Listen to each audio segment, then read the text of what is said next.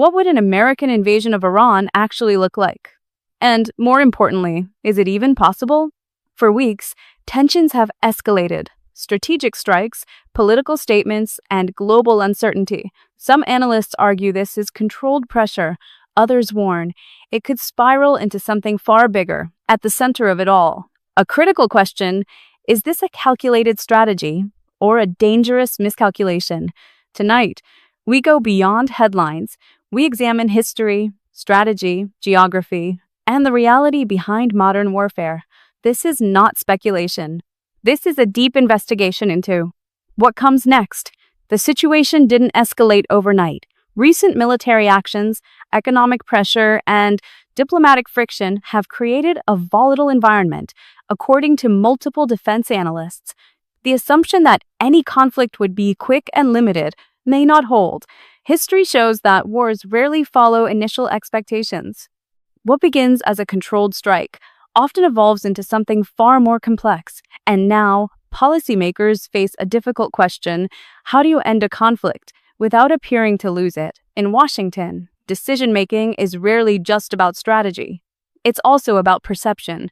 Political leadership must balance domestic expectations, international alliances, and credibility on the global stage. There is often an unspoken constraint: avoid actions that look like defeat. But history tells a different story. The Vietnam War remains one of the most important examples: a prolonged conflict, high human cost, and ultimately withdrawal. The United States eventually disengaged, not because victory was achieved, but because the cost became unsustainable. Years later, relations normalized, trade resumed, diplomacy replaced conflict. Some analysts believe a similar outcome is always possible, but the key difference today is complexity. Modern conflicts involve regional alliances, advanced missile systems, cyber warfare, economic interdependence. Unlike past wars, escalation now carries global consequences, which raises a critical concern. Would escalation solve anything or multiply risks? Inside military planning circles, one question dominates: what is the end goal? Every operation must answer: what defines success? How is stability maintained afterward? What is the exit strategy? Without clear answers, even powerful nations face uncertainty. Geography often determines the outcome of war. One critical location stands out: the Strait of Hormuz, a narrow passage through which a significant portion of the world's oil flows. Controlling it is not just military, it's economic power, but geography makes intervention extremely difficult.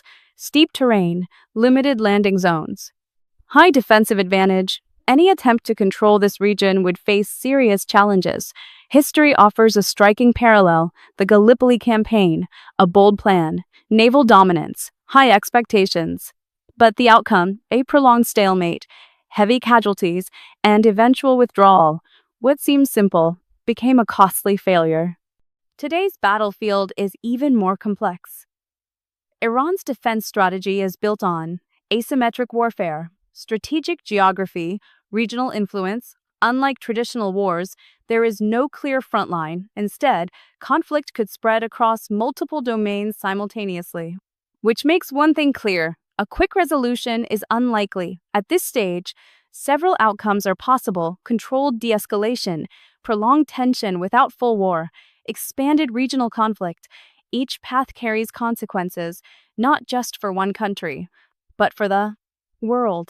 So, will there be an invasion? The reality is, it's not just about capability, it's about cost, risk, and consequence. History suggests caution, geography suggests difficulty, and strategy demands clarity. The question is no longer what went wrong. The question is what happens next. Thank you for watching. If you found this analysis valuable, please like, share, and subscribe to support independent, in-depth journalism. Stay aware, stay informed, and we'll see you in the next investigation. Do you think a full-scale war is likely, or will diplomacy prevail? Please reply with your answer in comments.